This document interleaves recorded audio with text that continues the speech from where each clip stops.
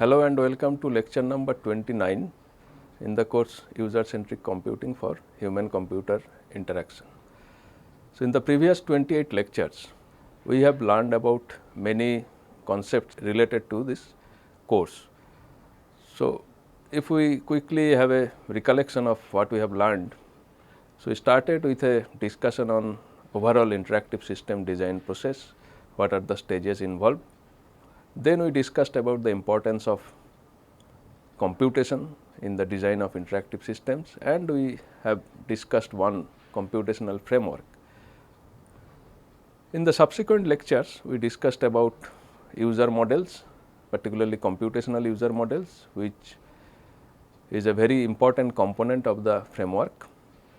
And then we have discussed in details about the empirical research method. So, one more important concept remains to be discussed, which we are going to discuss starting from today, that is how to evaluate interactive systems. So, when we talk of evaluation, if you recollect the previous lectures, we talked of this concept in bits and pieces earlier as well, when we talked of the use of models for evaluation or in the context of empirical studies. Now, in this lecture, we will try to go a little deeper. We will try to have a comprehensive understanding of the concept of evaluation in the context of user centric design, and we will try to also discuss what role computing plays in evaluation of user centric systems. So, in order to start, we will start with a very basic question: how do we evaluate a user centric system? So, if I ask you this question, what will be your answer? The most straightforward answer is of course by evaluating usability of the system, but the next question is what we evaluate. When we talk of evaluating usability,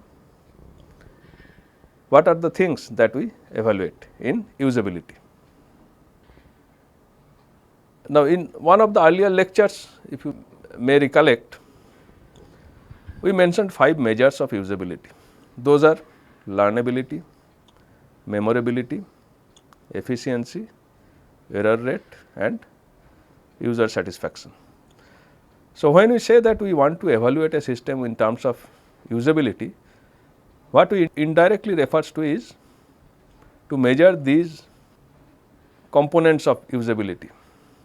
The computational models that we have discussed earlier can be used for the purpose, as we have seen during the discussion on those models. Models such as Gom's or the Fitts law or the Hickman law can be used to predict performance measures that are related to the efficiency measure of usability. Some models are also there which can be used to measure error rate.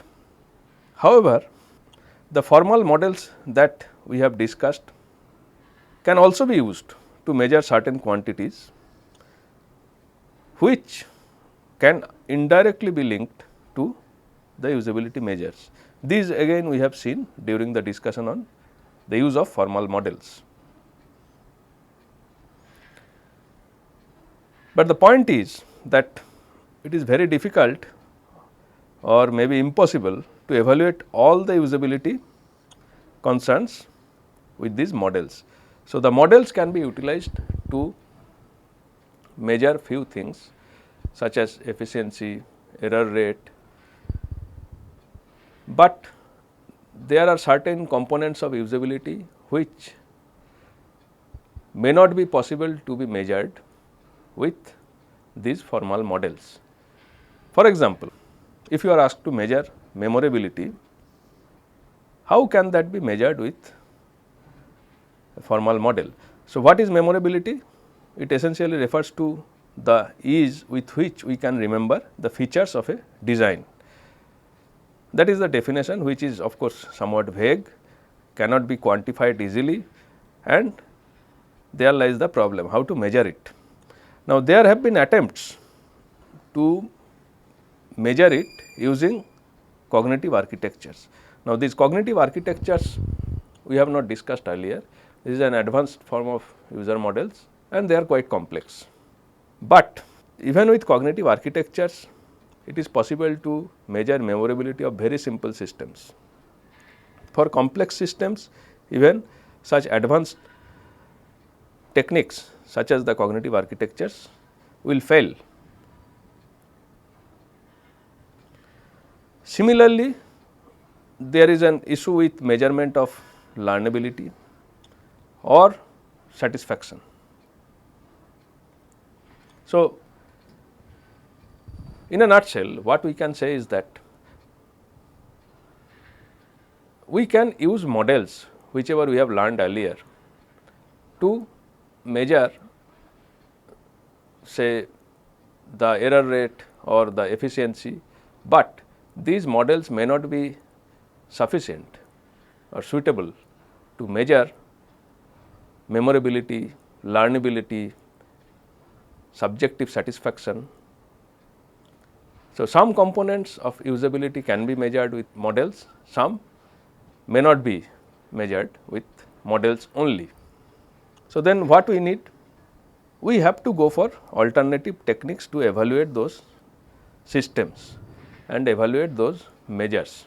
So, given a system, only with models we may be able to evaluate its efficiency or error rate, but we may not be able to evaluate memorability, learnability, satisfaction.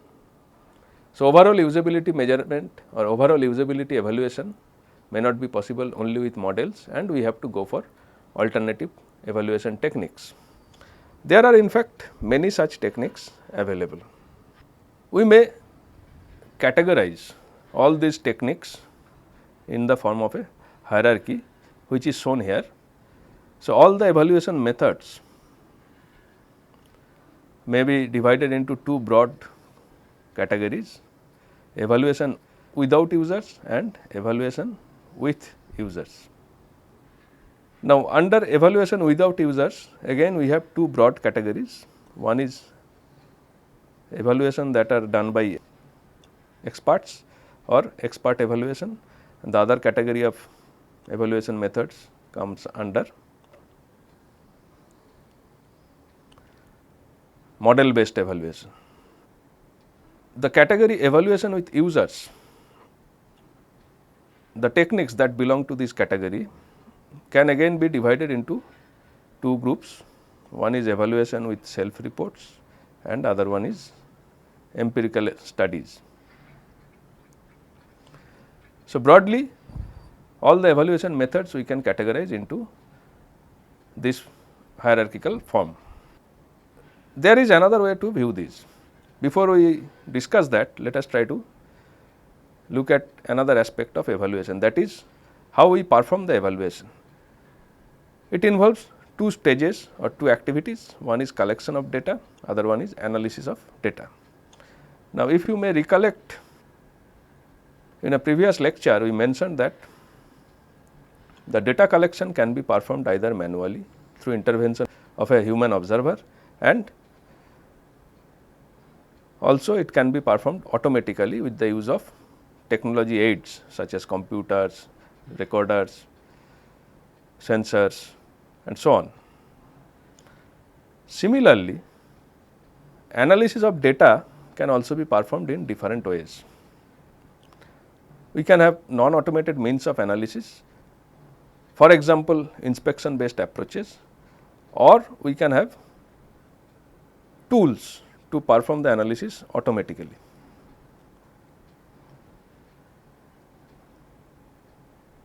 Now, these automated analysis tools and the use of tools to perform data analysis automatically can again be divided into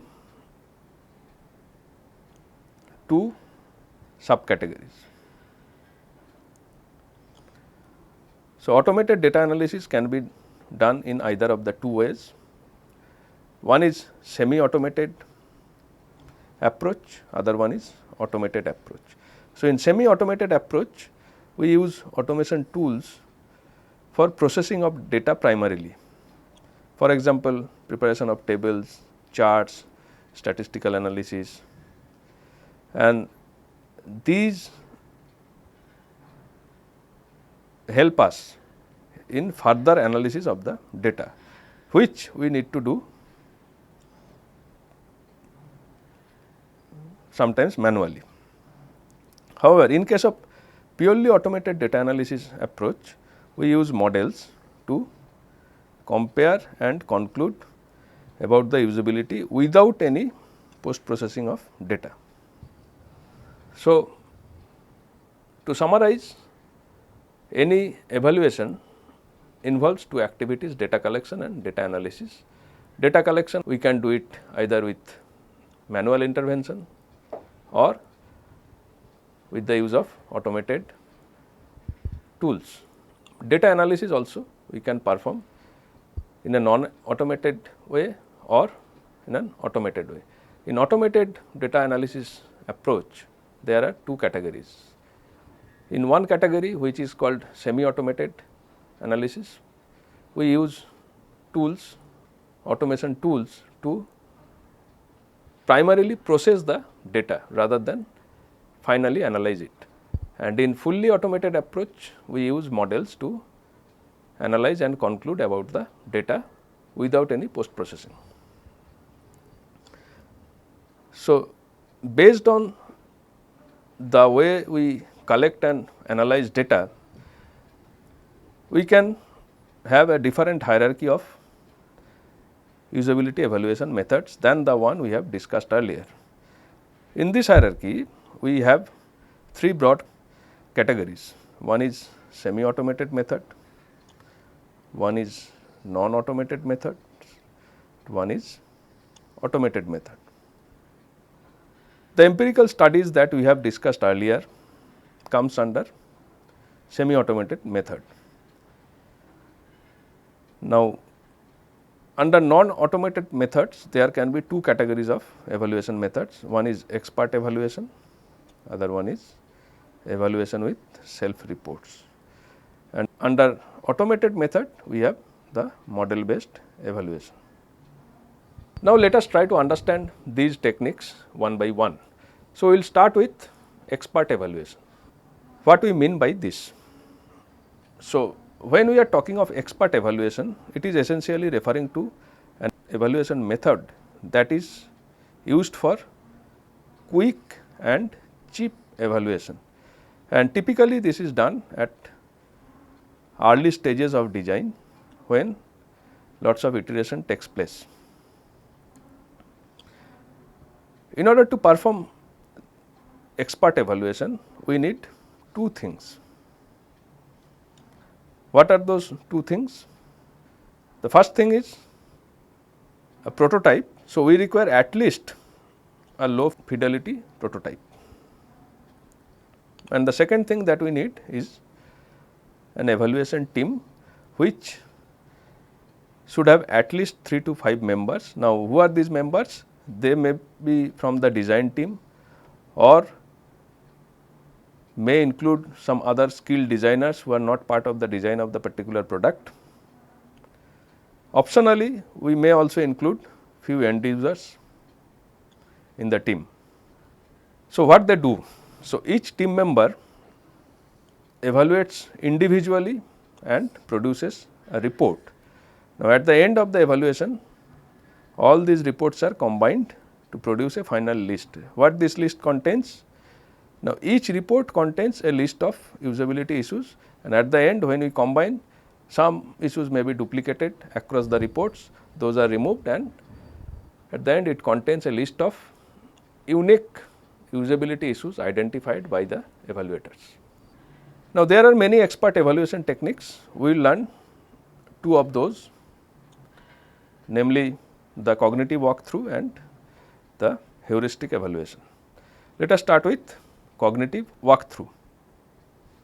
Now, this is an usability inspection method. and its requirements are the same as that of any expert evaluation method. That is, we need at least a low fidelity prototype and a team consisting of 3 to 5 members, which may include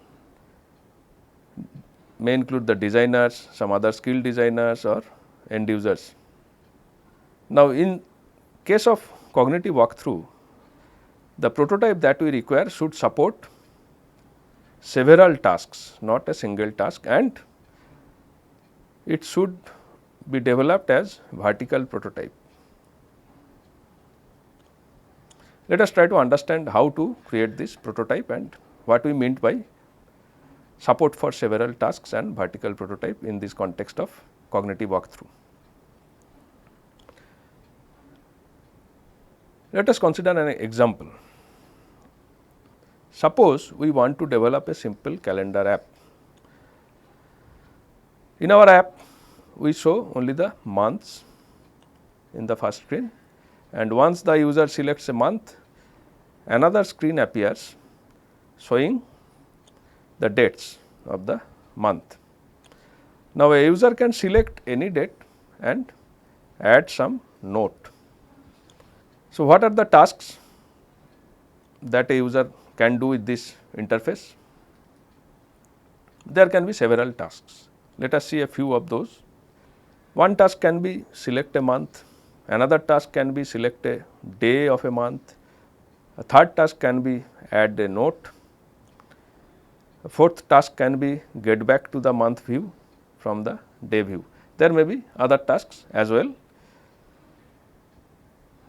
Now, when we are talking of building a prototype for performing a cognitive walkthrough, what we need to do? We need to build a prototype that supports more than one of these tasks. However, it is not necessary to go for very sophisticated prototypes. We can work with simple paper prototypes as well. That is why we called it low fidelity, and each prototype can simply be a series of sketches depicting the change of screen after each interaction. So, when we say that we want to build a prototype to perform the task of selecting a month or a date, so for this task we can actually create a series of sketches depicting the change of screen when we perform the task. But since all the screens are depicted, so we are calling it a vertical prototype. So, along with those, that is requirement for a low fidelity vertical prototype for several tasks and a design team, what else we require for performing a cognitive walkthrough? One is task description, as we have just seen before. What it means is specify the scenario to perform tasks. So, for the calendar app example that we have just discussed, what can be a scenario? One can be something like this, that you are planning to take a lecture on user centric computing. You wish to schedule a class on the first Monday of the next month. The students are available only on the specific Mondays. On all the other days, they do not have any free slot. So, you want to find out the date so that you can inform the students about the class. This is the usage scenario or task scenario. So, in order to achieve this, what we need to do? We need to identify the date on which first Monday of the next month falls. What are the subtasks involved or the tasks that we need to perform on the interface involved in order to achieve this task? Select the next month, locate the first Monday and note the date. So, if we can perform these tasks on the interface, then we will be able to achieve the overall task of identifying the particular date. So, in cognitive walkthrough, what we do? This scenario is given to all the evaluators. Remember that we should have more than one scenarios, but in this example we are showing only one scenario. In practice there should be more than one scenarios. Now each scenario is given to the evaluators and they are asked to find out the date by performing the interface level tasks with the prototype that is given to them. So each evaluator is asked to perform the task with the prototype. There is one more requirement in order to perform a cognitive walkthrough. We also need to frame a set of questions beforehand. So these questions are related to the usability issues and the evaluators are given these questions and they are asked to report on these issues while they perform the tasks. Let us see some example for our calendar app. What can be the questions? Are you able to locate the month you are looking for easily? There can be another question which is the interaction required to change from the month view to the day view apparent? The third question can be, did you find it difficult to locate the first Monday? There can be a fourth question which is, was the date clearly visible along with the day? Even a fifth question, did you try to go back to the month view? Was the mechanism to go back clearly visible? There can be many more questions. These are only some sample questions that can be given to the evaluators. So each evaluator will be given these questions and they will be asked to write their opinion on each of these questions while they are performing the tasks with the prototype. What is the purpose of these questions? As I mentioned before, to identify problems that the user is likely to face. So one very important thing is that the evaluator should not answer only in terms of yes or no. They must give a detailed report on what they felt about the interface and the interactions with respect to each question. So only a binary answer yes or no will not be sufficient. Once the feedbacks are received from all the participants, from all the evaluators, they are compiled together and analyzed to identify broader usability issues. What are those broader issues? Few are shown here. As an analyst, you can try to answer these questions based on the feedback received. That is the effect of the action same as that of the goal of the user at that point? Will a user see the control for a particular action? Will a user see that the control produces the desired effect? Will a user select a different control instead? Will a user understand the feedback provided by the system to proceed correctly? What happens in case of an error? How a user who is familiar with other systems that perform similar tasks is going to react? These are some of the broader issues that can be answered based on the feedback received from the evaluators by analyzing their answers to each of the questions. So that is broadly what we perform in a cognitive walkthrough. Just to recap, so we start with a low fidelity vertical prototype for more than one scenarios preferably, and evaluation team comprising of 3 to 5 members. We frame the scenarios and based on those scenarios we create the prototypes. Each evaluation team member is given the prototypes. Along with the prototypes, they are given the task scenario and they are asked to perform the tasks. Along with that, they are given a set of questions and they are asked to give their opinion or feedback for each of those questions while they perform the tasks. These questions are meant to elicit response on the performance of the interface and interaction with respect to a user, and they are meant to identify broader usability issues. So, as you can see here, the issues are identified based on inspection of the interaction, inspection of the overall interface and interaction design. There is another evaluation technique which is called heuristic evaluation.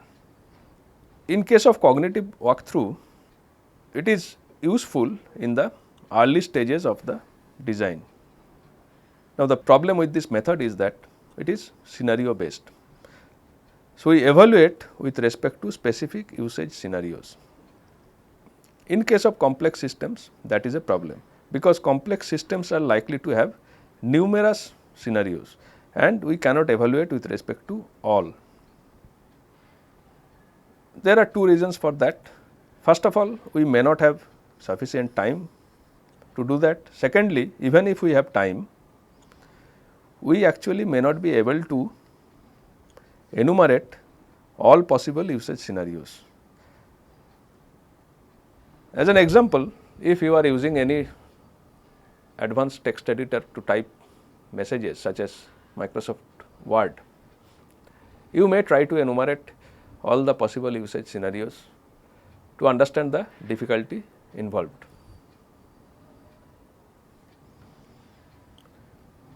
What we can do, instead of trying to enumerate all possible usage scenarios, we may try to figure out representative use cases and corresponding scenarios.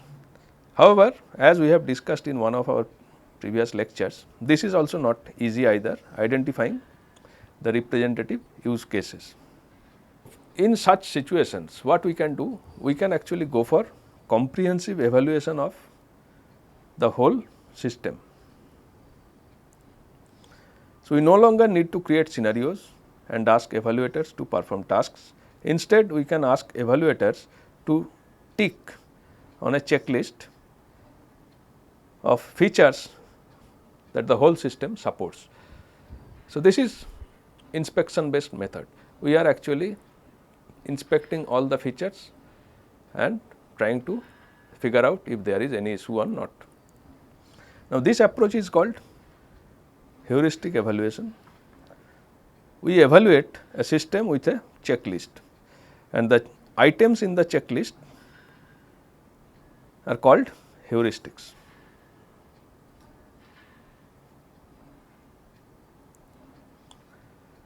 There are many such checklists available. Some are quite detailed and system specific, and there are some that are more focused on broader principles of usability, and clearly because of that reason the corresponding checklists are having fewer heuristics.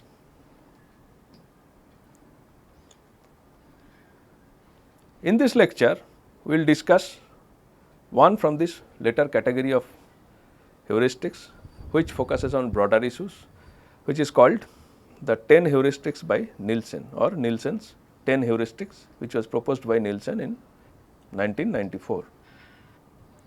Let us have a look at those 10 heuristics as shown in this table. So, heuristic 1 says the system status should always be visible to the user. What it means is that the user should always get a feeling of what is going on in the system. So, essentially it refers to some sort of feedback for system activities which should be given to the user for whatever tasks he or she performs. Not only that, it also tells that the feedback should be given within a reasonable time. It should not be too late, so that it is difficult to relate the feedback with the activity. A time is mentioned which is 500 milliseconds. So, essentially what it tells is that give feedback within 500 millisecond, then it will be more effective.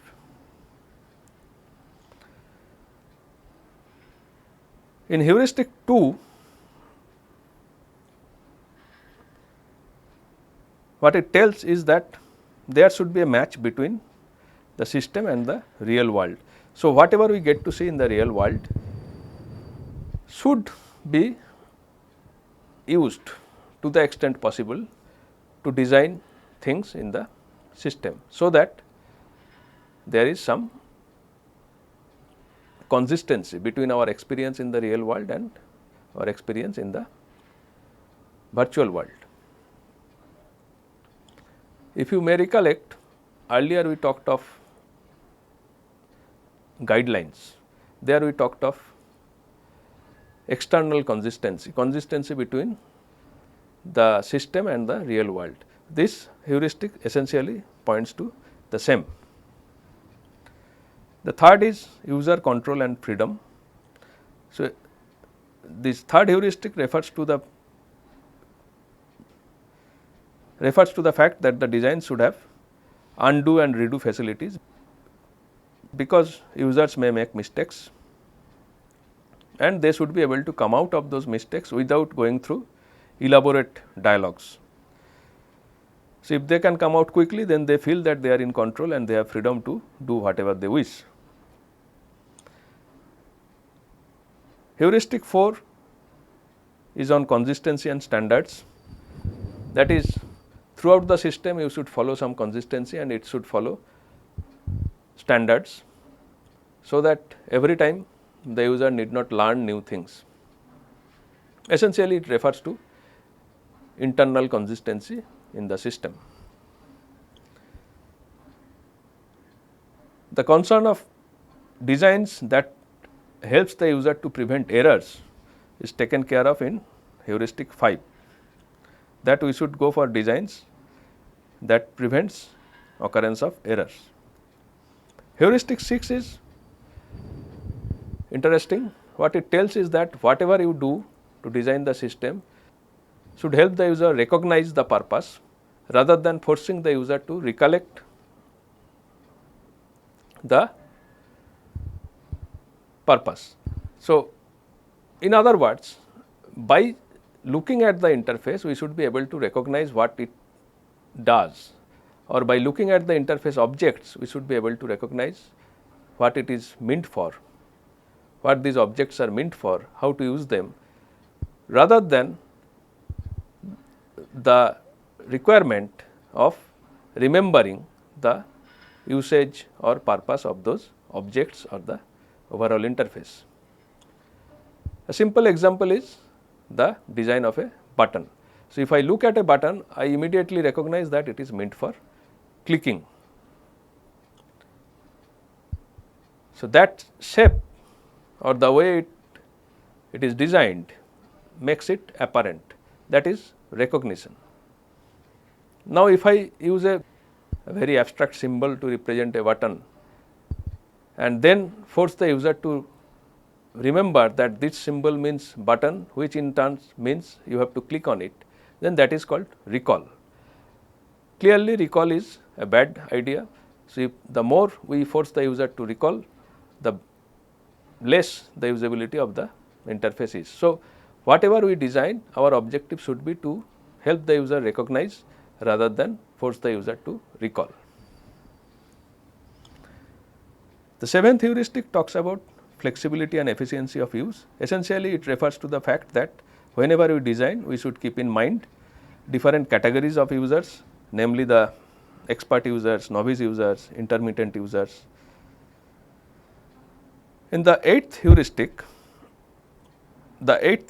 refers to a simple design which looks aesthetically pleasing and minimalist, that is, it avoids redundancy. it is expected that such designs help in satisfying the users. In the ninth heuristic, the fact that human makes mistakes irrespective of how well the design is has been taken care of. It says that help users recognize, diagnose and recover from errors. So, it assumes that there will be errors irrespective of how well the design is, but the design should support the user to recognize, diagnose and recover from errors. So, we should not give some very cryptic error messages to indicate the occurrence of an error. Instead, it should produce some understandable messages, preferably in natural language, and produce some friendly advice on how to recover from the error and what are the likely consequences. Finally, in heuristic 10, it is emphasized that any design or any system should have suitably designed help and documentation where the objects should be easily identifiable and searchable. Together, this set of 10 heuristics has been designed to ensure that usability concerns are taken care of in a design. So, in order to perform heuristic evaluation, what we do? Again, we require a low fidelity prototype, but in this case we do not require vertical prototypes, a horizontal prototype is fine. This is in contrast to the walkthrough method where we require a vertical prototype. The second requirement is same, that is we require a team of evaluators having at least 3 to 5 members, and this team can have designers, can have other skilled designers, or may also include 1 or 2 users. The evaluation process, however, is slightly different. Earlier, we asked the users to perform the tasks specified in the scenario. Here, we do not do that because we do not have any task scenario. So, what we tell each evaluator is to check the design with respect to the heuristics and report their findings. Now, these reports are combined to determine which heuristics are getting violated in the design. So, in summary, what we do is we start with a set of heuristics or checklist. We have a team of evaluators, 3 to 5 members team is sufficient, and low fidelity horizontal prototype of the system. Now, each evaluator is given the prototype and the heuristics. They are asked to produce a report based on the heuristics, and those reports are combined at the end to find out the heuristics that are getting violated due to the design. So, these are some of the evaluation techniques that we have discussed today. Few more techniques will be discussed in the next lecture. Whatever we have discussed today can be found in this book. You are advised to refer to chapter 9, section 9.1 to 9.2 to get more details on these techniques that we have covered. Thank you and goodbye.